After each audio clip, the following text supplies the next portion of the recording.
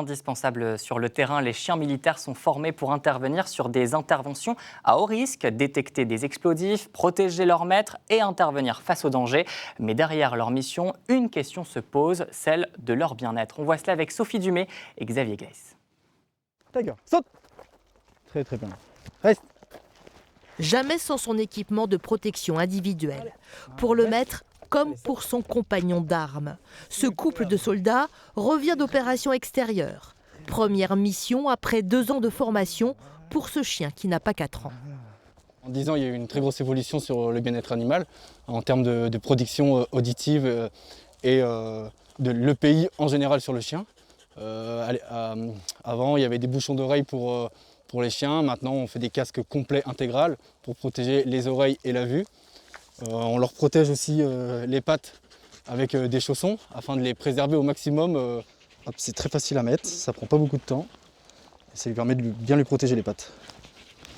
Donc les chaussons, on les a tout le temps en permanence avec nous. Les casques, on l'a tout le temps en permanence avec nous. Surtout pour les protections auditives. Pour tout ce qui est tir, coup de feu, grenade, tout ce qui est ambiance très lourde à supporter pour le chien. Il sera protégé avec ça. Ici, 600 chiens militaires ont été formés à la recherche de détection d'explosifs ou de neutralisation humaine. Parfois, ils ont cette double capacité, comme Crazy Tiger. Lorsqu'ils partent en mission avec leur maître, ces soldats à 4 pattes doivent être en cohésion avec les autres hommes.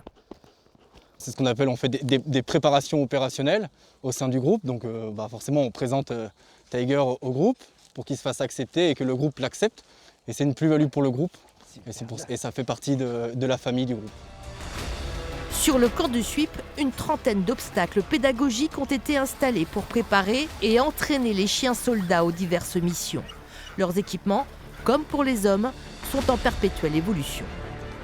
On fait des grands exercices internationaux. Là, je reviens des courses de chiens de traîneau pour se préparer à engager des chiens dans les ensembles, les milieux grand froid. Et ben ça, c'est dédié à des mushers qui ont l'habitude d'aller dans les espaces qui sont particuliers. Un musher qui venait de Norvège, qui a fait 2 ans en Alaska.